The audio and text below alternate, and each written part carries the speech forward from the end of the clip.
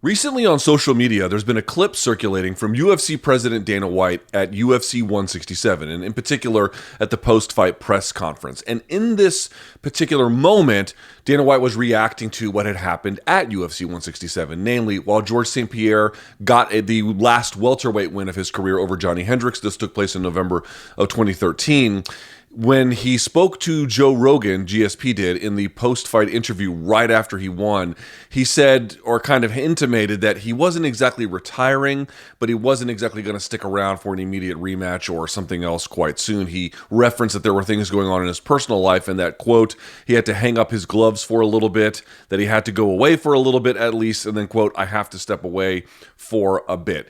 Now, he didn't clarify much in the post-fight press conference, but this enraged UFC President Dana White. Now, here's Dana talking about what GSP had said, again, at the post-fight press conference that particular night in November of 2013. Quote, I mean, did he say he wants to retire? He didn't say, I'm going to retire. I'm hanging it up. It's been great, everybody. Thanks a lot for all of the years. See you later. He said, I'm going to take some time off. And I'm going to, first of all, that decision, that happens, right? You don't just say, hey, I'm going to take a while off. Maybe I'll be back. Maybe I won't. You owe it to the fans. You owe it to that belt. You owe it to this company, and you owe it to Johny Hendricks to give him that opportunity to fight again. Unless you're going to retire, I told you guys a million times, he's got plenty of money. He can retire. That's a fact. He could absolutely positively do that. There's no, hey, listen, I'm going to go on a cruise, and, I'm going to be gone for 2 years, and, I'm going to take a hiatus. I'm going to take a leave of absence. I'm going to whatever the hell it is that he was saying. That's not how it works. It doesn't work that way, end quote. Now, I bring this all up to say, where's that energy for Jon Jones? I mean, to be clear, there are some meaningful differences between the GSP situation and the Jon Jones situation, not least of which is, while GSP never said to the public he was going to be gone for 2 years, in fact, he'd be gone for 4 at that point, once we all found out, he was kind of intimating that he was going to take an extended break, that he had no intention of competing again. That's not exactly what Jon Jones has said. Jon Jones has kind of said, I'm half in the bag, I'm half not. I could be pulled back out, maybe not. It's not exactly like I'm taking an extended break for this amount of time, a specified amount of time, which they might have had those discussions behind closed doors. It's just more of a sense of, I'm just not committal to this process. That is something of a meaningful difference. The second meaningful difference is, we kind of know what the UFC still wants. They probably want Jon Jones in that November upcoming card for 2025, which will mark their return to Madison Square Garden. That's a big card for them. Jon Jones, originally from the New York area, obviously a heavyweight title unification is going to be the exact right fight for that card if they can in fact make it. There's still a desired end goal and a date that they want to circle on, and between now and then they could still come to some kind of an arrangement about it. It's frustrating to be in the position that you're in if you're a fan, but it's not the same as saying, I don't know when I'm going to be back. I have no idea when this break will end. And again, we don't know what they discussed privately, but in the end, GSP ended up taking a bit of a 4-year hiatus. So there are some meaningful differences between these two. The direct comparison between what happened at UFC 167 and where we are now, it doesn't quite all the way line up, but there is one part about this that seems impossible to ignore. Dude, the UFC is being made to look weak by Jon Jones here. Yeah, as we mentioned, the situations are not analogous, and listen, the UFC still might make this fight. It might be frustrating to them to a degree, but if they can pull this all out in the end, I suppose all's well that ends well. But just compare the energy that Dana White had for St-Pierre following, admittedly, a controversial result in that contest, and the notion that he could end up handing the title back to the division, something that nobody really wants, really, in any case, except for maybe the champion in those cases. But compare the energy that Dana White had. No, you owe it to Johny Hendricks. No, you owe it to the fans. You owe it to the sport. You have an obligation as a champion. And listen, I thought on that night, that was a little bit heavy-handed by Dana White, but if you're going to hold a belt, yes, you do have an obligation to the person who's next in line, to the division more broadly, to the sport, and frankly to that belt itself. If it's supposed to have any meaning, it's because it has meaning by virtue of who holds it and what process they went through to get it. That's like, it has to be in regular rotation in order for that to happen. You've now got a situation with Tom Aspinall where he has been the longest serving interim champion in this organization's history. Forget about this just the division.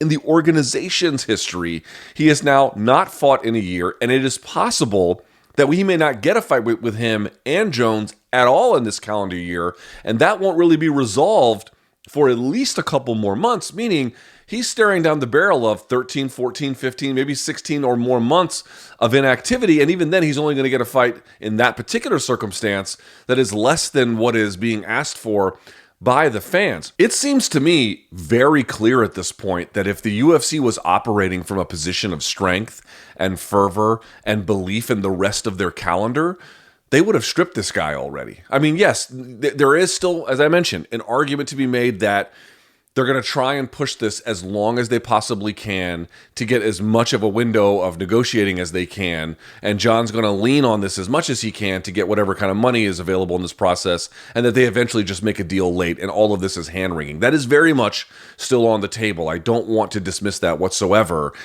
But if you had a bunch of stars lined up in your roster, if you had a Conor McGregor who was out there competing, if you had, again, this is 2013, they didn't have it at that time, but if you had something of a Ronda Rousey, or if you had a Brock Lesnar, or some kind of stable of fighters that you knew you had banger after banger after banger deep into your calendar. And again, they've got great fights lined up for June, July, and August, no question about it. But at the end of the year, it remains very, very clear. Dana White even telling the media recently, or someone who had accosted him, he doesn't even know when Conor McGregor is going to be back. They haven't even spoken for a while. That is off the table. It seems to me, and I am speculating here, and I want to be clear that I am speculating, but it seems to me that between the lack of stars, which the UFC has partly engineered by their own desire to minimize stars in the sport, between that, as well as what might be an uneven negotiating process with getting a new broadcast deal,